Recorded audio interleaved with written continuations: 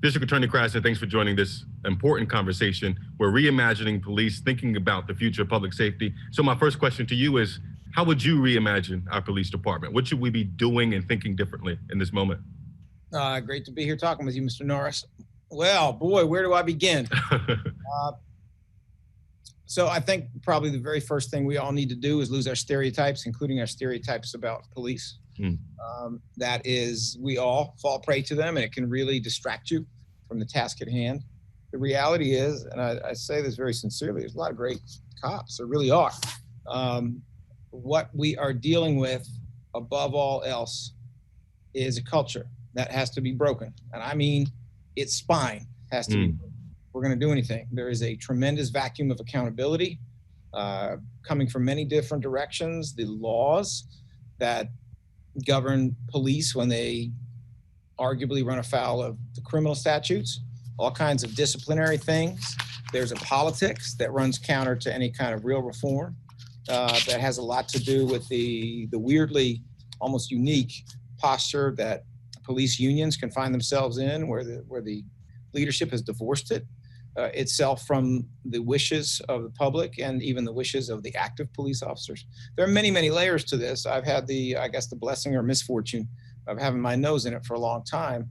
So I think the best I can say is, how do we get there? Well, that's a long talk and we'll do it. But what would it look like when we're done? What it looks like when we're done is policing that is by peace officers as opposed to militarized police. What it looks like is fewer officers and fewer dollars, and more of that money invested in prevention so that we don't need so many officers, so many dollars. It looks like some more specialized units that are able to take away from policing a lot of things that really should not be in their bailiwick, such as dealing with mental illness, dealing with addiction, dealing with homelessness, things of that sort. It would look very, very different.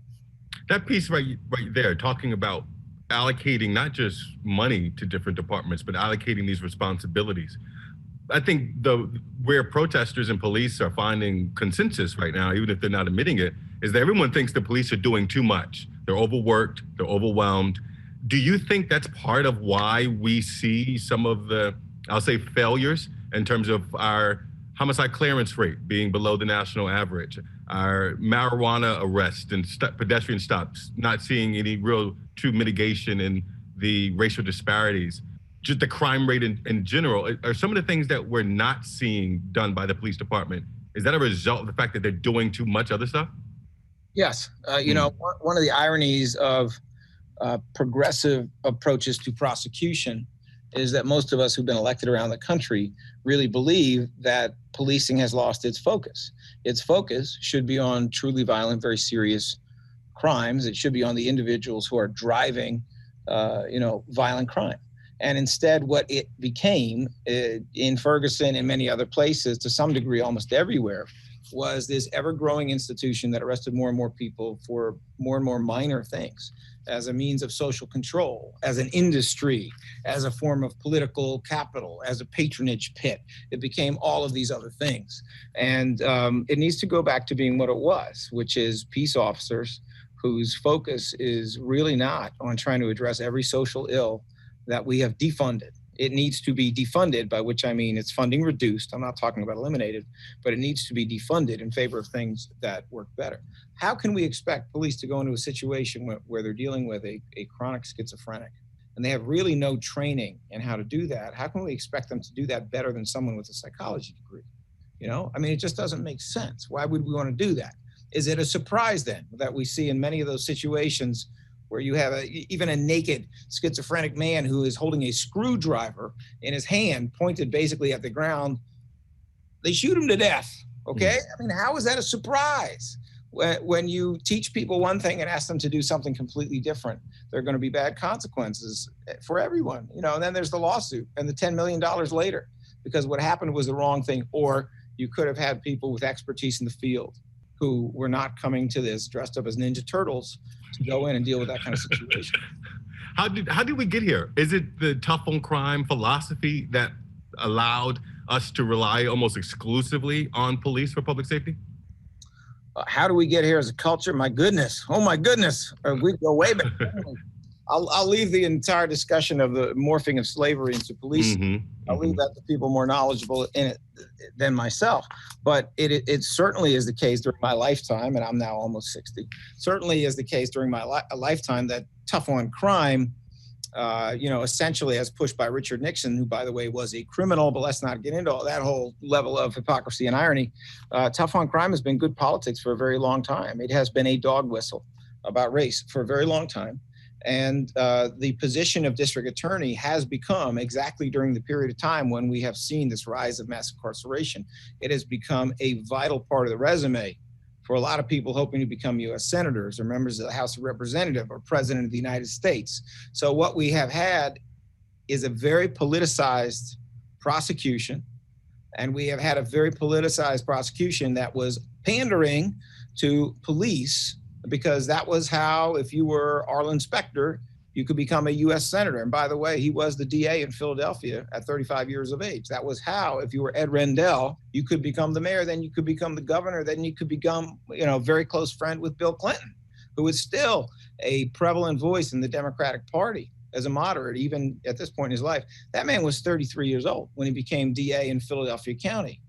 And neither one of those men got very far from the leadership, I stress leadership, of the Fraternal Order of Police, which in many ways sits in a very, very different, very, very throwback, very conservative, very Republican, exclusively white, and based on some of their affiliations, associations, the things you say, unfortunately, arguably at times, racist. Are they a barrier to reform? Are they a barrier to justice?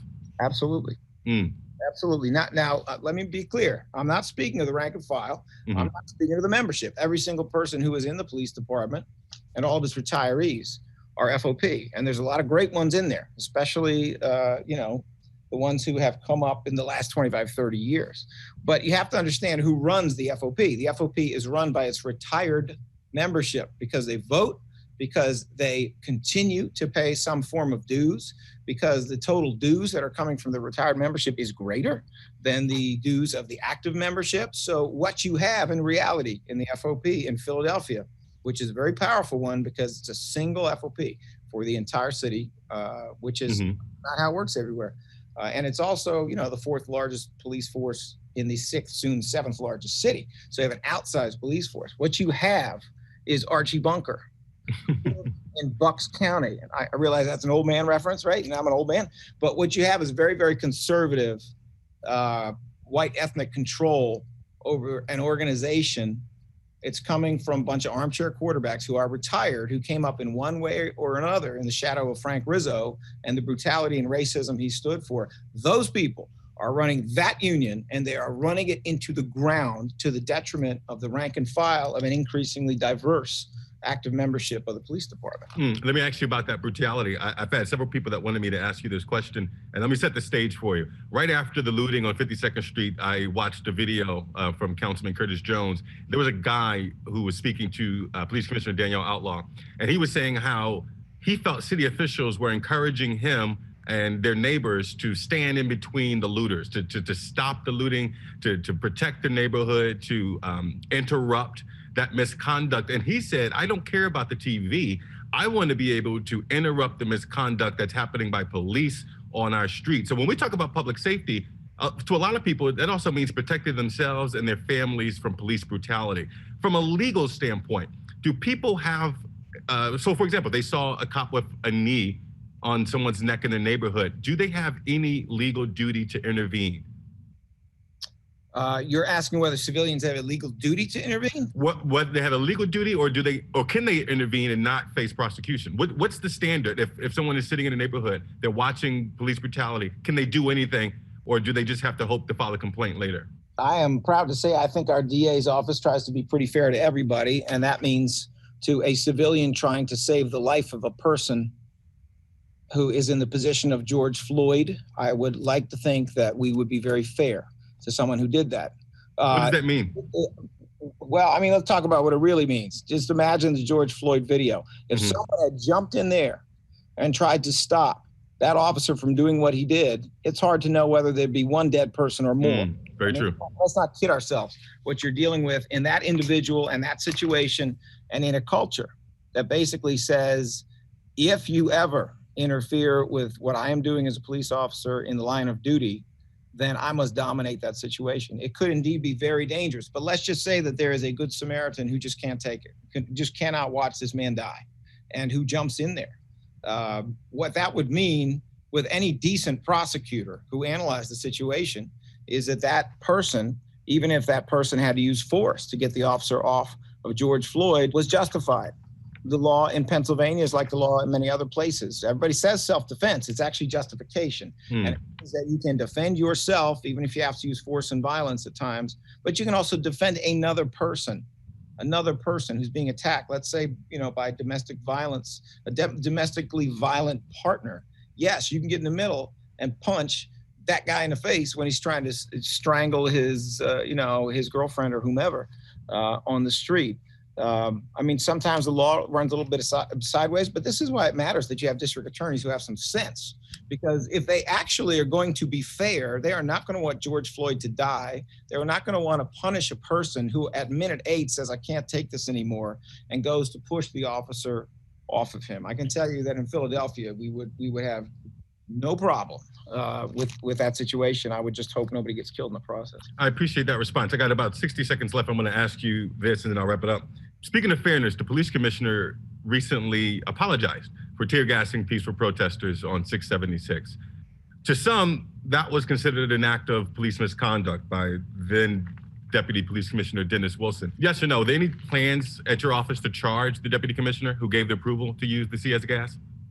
I would love to answer your question. I cannot answer your question because I cannot disclose whether or not there is a pending investigation, but I can tell you this because it's already been reported in the press. Number one, police commissioner was not there when the incident occurred. Number two, Dennis Wilson has stated that he's the one who gave the order.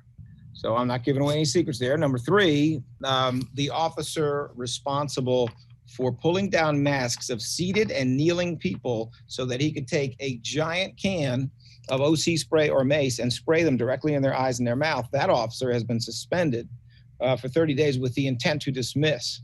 I believe that is Officer Nicoletti. If I'm incorrect, I apologize, but I believe that is Officer Nicoletti, not the older one who was depicted shooting to death someone in a car, a case that was investigated by Mr. Shapiro's office where they brought no charges, but the younger one. So while there are wheels in motion, just as with the Pownall case, I can't always talk about wheels in the middle of it. And when you say Pownall case, you're referring to Ryan Pownall, the police officer charged with third-degree murder in the case of David Jones. Who is currently charged with that case and it is awaiting trial at some point when we start doing trials again. It's awaiting trial. So, but the commissioner has also revealed that she sent us a package. She sent us the internal affairs investigation for our consideration. The significance of that, so I'm not giving away secrets. The significance of that is that sometimes the police department sends a file for our consideration about whether or not we want to bring charges. Sometimes they don't. For example, Carl Holmes, who is now charged with sexually assaulting 3 different women police officers. He himself was a police inspector at the time of his arrest and had been a high-ranking police official for a long time. That is a case where even though there were internal affairs investigations of his alleged sexual impropriety is probably too gentle a word, even though there were those investigations, internal affairs never sent it to the DA's office for the consideration. Please also understand the DA's office does not have to have anything referred to them. We can go investigate whenever we have the opportunity, whatever we want. But my point is that when the police department says, here, DA, you may want to look at this, and it has to do with the use of tear gas or the use of OC spray down on 676, that is an institutional recognition that there might be something wrong here that might rise to the level of criminal conduct. I appreciate your candor, your honesty. In 30 seconds, Mr. Krasner, what does it take to build a safe community? What does that mean to you, to live in a community that's safe? What does it look like? I think the community that we all want to see would be one that is more unified. It would be one where the division between police and the people they serve is somewhat reconciled. It would be a form of policing that is less like a military occupation and is more built on a model of interaction, community activity. It would be a less racist kind of an interaction. And frankly, it would be smaller. We would be using a lot of those resources in ways that are smarter, but we would also be reducing the amount of resources that are going into something that, if we look at the prevalence of guns on the street, which is greater than ever, the prevalence of drugs on the street, which is greater than ever, would be going a different direction, because we know the direction we are going has failed. There's just no question that more and more and more police has not reduced the guns. It has not reduced the violence. It has not reduced the quantity of drugs on the street. Those tactics have failed. We need to go in the direction of prevention. I'd like to have a little bit more concrete examples from you. Is if we were to defund the police, which you say you are in favor of, and put that money into other types of programs, what do you envision? Are we talking entrepreneurship? Are we talking job training? Are we talking arts and culture, recreation? What do you say? So again, what I mean by defund the police is not take all funds from the police. It is a reduction of the funding going into the police department. Let us not forget that in just the last 4 years, there's been a $120 million increase in funding for the police. And if it hadn't been for recent events, you know, the administration was trying to put another 15 million into funding police. When does the bottom fall out? You got the poorest of the 10 largest cities, and they're just mad funding an institution that's already outsized. It's already the fourth biggest in the sixth, soon seventh largest city. Well, you know why we're getting smaller? Well, one reason is we're not attracting business. We don't have economic opportunity. We don't have the level of educational achievement that we could. We have excessive taxation for entrepreneurship and for people who are trying to build businesses in the city. The city's considered business unfriendly. And honestly, a lot of this really goes back to the following. Here it comes. Uh-oh. Here it comes. If you want to start a business in Philly, let's say you're sitting out in Chester County, there's a few things you need. You need taxes not to be crazy. You need to have a workforce that is readily available and skilled. Okay, let's just stop right there. Our taxes are nuts. We're spending a fortune on policing, among other things. How's our workforce? Well, we have the most supervised of the large cities in the United States on probation and parole. How many employers want that? We have a rate of convictions that's extremely high. What employers will even accept someone who has a felony? And in terms of training, our public schools performance, unfortunately, is not great. It's really not great. And the level of achievement of higher education in the city is low compared to other cities. Like, to some extent, our criminal justice system has dragged this city down. It's continuing to drag this city down, because when you're hell-bent on convicting everybody and giving them permanent criminal records that disenfranchise them from participation in the economy, this is what you're going to get. So you're telling me, what does it look like? It looks like the money comes out of that bucket of policing and it goes into these things that make that level of policing unnecessary. It's already ineffective, but they make it unnecessary. It goes into education. It goes into economic opportunity. It goes into entrepreneurism. It goes into all those things that actually generate a tax base. They generate employment. Arts in the summer, crucial. I mean, as a kid, I was in a jobs program because my parents, believe it or not, were pretty broke. I was in a jobs program in my teens, and I found it incredibly rewarding at many different levels. That stuff's good for people, but if you're never going to fund it because you're too busy having them unemployed on a corner and jacking them up against a wall and putting zip cuffs on them, what is that? You know, the last thing I'll say, Mr. DA, is this conversation around defund the police has been framed and rooted in this concept of social justice. But what you're talking about, the way in the context, it's actually about fiscal responsibility, right? I mean, any business owner, business principal, they look at their core investments and where they're investing and whether they yield returns. And if they're not yielding the returns they want, they pivot. But our officials are unwilling to pivot. That makes them fiscally irresponsible, not just out of touch. Politics. It is a politicized form of policing, a politicized form of prosecution. It is all of these tax funds at the service of the future career of that chief prosecutor, that mayor, or in the case of Frank Rizzo, the beat cop who became the mayor, right? The police commissioner who became that. So it's a very twisted up world. And unfortunately, the media, not you, of course, but unfortunately, the media has fed this because they have a mad love for simple stories about bad people and good people, and bad people need to have their heads lopped off, and the other people are all good people. They love these little comic book stories that they can fit into a certain number of inches of print.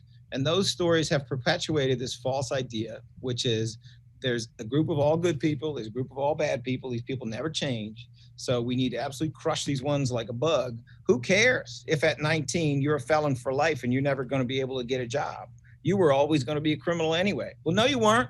No, you weren't. That process of holding the person accountable broke that person, broke that community, broke that economy. And guess what? Now we're broke. That's what happened, right? I mean, that's what really happened there, because there would have been, for the vast majority of those young people, there would have been a change, a shift, a movement towards employment, towards being a provider, towards being a taxpayer. There would have been all of that, but you crushed it because you were so intent for your own political purposes in getting that conviction on a not so serious case when that person was young.